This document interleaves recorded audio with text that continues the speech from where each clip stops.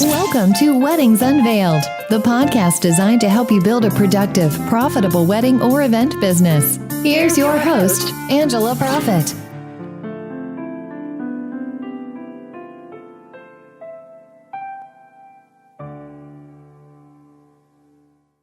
Hi, y'all. It's Angela Profit, your event and productivity therapist, coming to you from the heart of Music City in Nashville, Tennessee. Thank you so much for tuning in to this episode of Weddings Unveiled, professional tips and secrets on wedding planning and event design, where we take you behind the scenes of our past experiences in the event industry, what we have learned from them, and how they have made us stronger.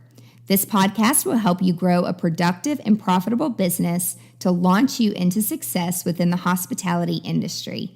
Today, I'm joined by the best communications and event consultant in the business, Alison Burry.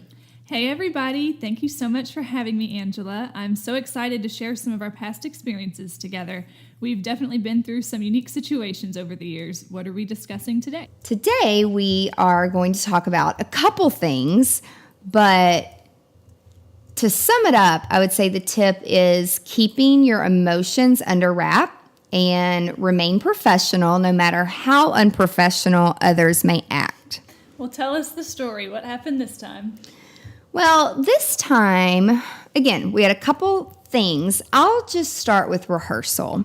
So rehearsal was at a Catholic church, and Alison and I both grew up Catholic, so we're very aware that they have wedding guilds, and usually there's a church lady that is running it, which is totally fine.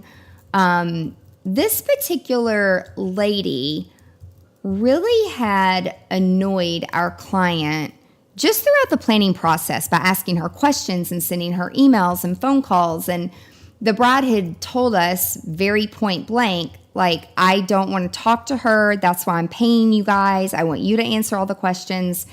But she didn't like that. She didn't like that we were hired as the liaison for the client, nor did she respect it. So at rehearsal, when we both show up, as we usually do, because we want to answer any questions so the bride doesn't have to worry, or one of us is there to pick up things that the bride and groom may be supplying, just so they don't have to worry about anything. Well, she runs up and she's like, why are you here? There's no reason for you to be here. I'm like, we're just going to sit over here on the side and observe. And if you have any questions, let me know. Well, at the final meeting, we had already gone through who was going to walk who was going to sit where. The situation was a little bit unique. Her father had passed away. He was actually killed by a client. So it was like a very tragic incident a couple of years ago. And so it was already bad that her dad wasn't there to walk her down the aisle. And so she had two brothers, and we worked it out to where a brother would walk her halfway and the other brother would walk her another way. And I think her mom was going to meet her at the aisle and like give her away. And so when we were getting ready to rehearse that, the church lady was so confused, and we were back there helping line everyone up, and she's like, we don't do it like this. And what do you mean? I mean, she was so rude to the point where I could see my bride like tearing up. And so, I tried to take the church person aside, and I said, listen, like, her father is not going to be here. He's in heaven, and I really don't want to get into it right now, but this is the way it needs to be, and this is what she wants, and this is what we're going to do. And she was not happy with that at all. And then she said, well, the boys never line up over there. Like, how are they going to know when to go? And I said, well, Alison and I will be here tomorrow, and we use radios, and we'll radio each other when it's time to go. And she said, you will not bring radios in here. You will not bring technology in here. And there were no signs posted anywhere about us not being able to have our iPads or anything. Now, there's some other religions that there's signs posted, like in some of the temples we work in, but never there. And so we try to get through rehearsal, and she's using a microphone the entire time she's doing rehearsal, standing on the church stage, which I've never used a microphone before, and she certainly didn't need it because she was a loudmouth. And her cell phone rings during rehearsal. Her cell phone. And she's right in the middle of telling people and the priest and things what need to happen. And she answers it.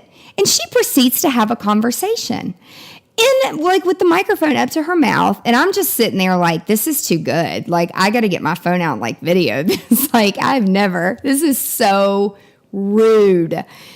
And, it was her son on the phone, and she was like, can you guys give a round of applause to my son? He's in the military, and proceeds to, and so I stand up knowingly that we need to leave in like 22 minutes because we have to be at a dinner, and I have to be at a setup for her reception for the next day. And I'm like, excuse me, ma'am, do you want me to take over? And like, we can keep going here. And so she finishes her conversation still on the microphone during a wedding rehearsal. And then gets off, and so we finish up, everyone leaves, and then as Alison and I are walking out, she comes over and she was like, young lady, you all meet me in the back. Like she was our mom, and we were about to get our panties pulled down and scolded. And so we went into the back area, and she like laid into us, or me rather, saying how disrespectful I was, I was just so completely shocked. And some of the things that she said to me, was completely inappropriate. And I told her, I said, listen, my bride has been through a lot. Her father's death, the groom had cancer during us planning the wedding. And mentally, we know what's going on. We know what she wants, and she does not need to mentally be challenged. So please just let us do our job. Like, we respect that this is your church. And she was still like extremely immature to me. And then when I mentioned the groom having cancer, she grabbed her chest and said, well, do you see these? These are fake. And I had breast cancer too. And cancer affects everybody. And I'm just like, that's not the point. Like, this isn't about you. But, at this point I was just like, Angela, stop talking, like leave. And so I was like, okay, well, just please tomorrow, like, you take care of the church, like, we'll take care of the bride. So we left, and as we left, I'm like, I'm going to pray for her because, wow, she's super intense, and her volunteer position at the church, you can tell, is like her life, and that's fine. But then the next day, she was nice to Alison, and she gave Alison the keys to the church and basically told Alison that she was not coming, that we could run the show, that she was not needed, which was awesome. And it made the bride really happy because we didn't have negative Nellie there. And we've had some other situations with her in the past that haven't come out so good.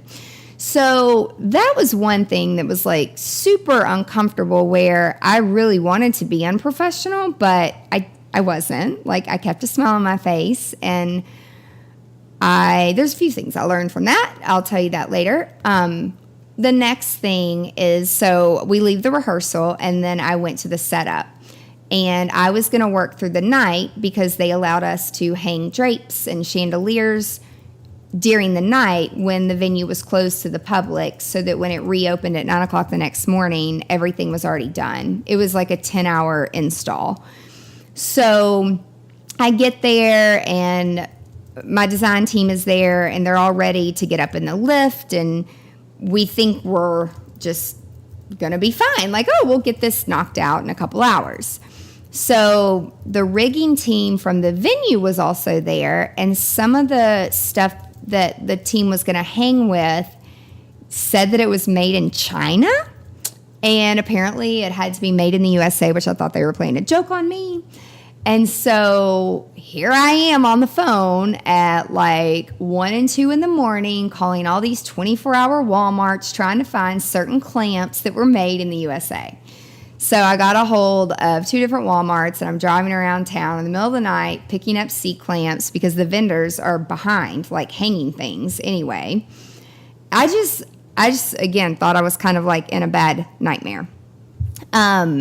And then the worst part about it is we had to be done by 9 a.m. getting everything up because guests for the museum were coming in. It was a complete like hazardous area with all these lifts and ladders and drapes and fabric, and it was super unsafe.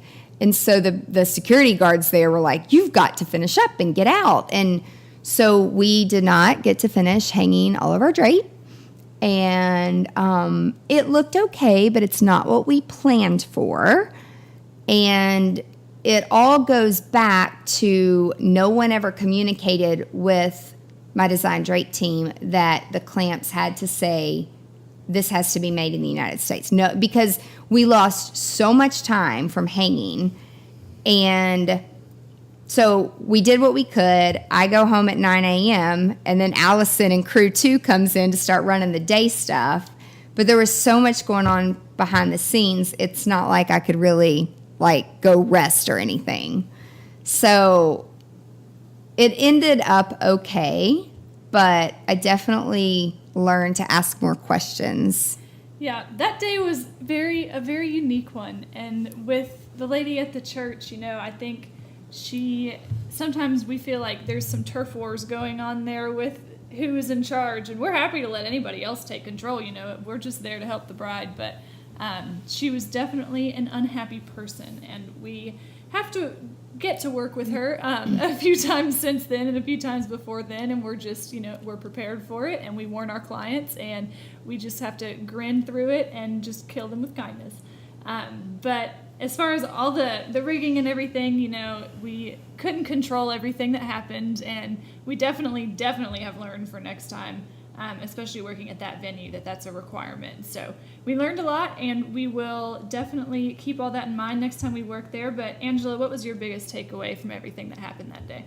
I would say my biggest takeaway is just not to take things personal, that you never know what's going on with someone. And I've always known that from working at a very young age in the mental hospital, that, you can look at someone and they look so put together, but then on the inside, they're really mentally ill. And so not taking things personal has helped me just move on and not act unprofessional to people. And then also having staff work in shifts really helped us, I feel like, get over that wedding, because it was literally like a 30-hour load in and load out. And I would next time, again, I ask more questions now, are there certain rigging things that we need if we're going to do this? Because obviously I want things to be safe, but it really sucks when things aren't communicated and then it's in the middle of the night and I don't really have a quick answer. So definitely ask more questions and make sure you over-communicate. Great. Well, Angela, can you share with our listeners some of the different products and resources you have available to help wedding and event planners? Absolutely. You can visit the blog on the website, and there's lots of great articles and resources available there, which it's angelaprofit.com. You can sign up for tips and resources and be part of our email list. We'll send you all kinds of juicy details. We do webinars and live events, so watch social media for more about that. Awesome. Well, Angela, thank you so much for sharing your valuable advice with us today. I can't wait for next week to tell more of our incredible experiences together. And thank you, Alison, so much for joining me. And thank you so much to our listeners for joining us today on Weddings Unveiled, professional tips and secrets on wedding planning and event design. Tune in next week to learn more from our past experiences. If you found this podcast helpful, please share it with other wedding and event professionals. Be sure to subscribe today so you never, ever miss the juicy details of Weddings Unveiled. I'm so passionate about helping other event professionals, and with my background in psychology, I appreciate that our best selves develop from real-life situations. Thank you so much for listening. Be sure to tune in next week for more tips on how to grow your business. And if you have a question or an unresolved issue that you want guidance on, connect with us on angelaprofit.com. For more valuable resources, again, visit the website. And until next time, remember to stay productive and profitable. You've been listening to Weddings Unveiled with Angela Profit. Join us next time for more insights to help you build a productive, profitable wedding or event business. For more great resources, head over to angelaprofit.com.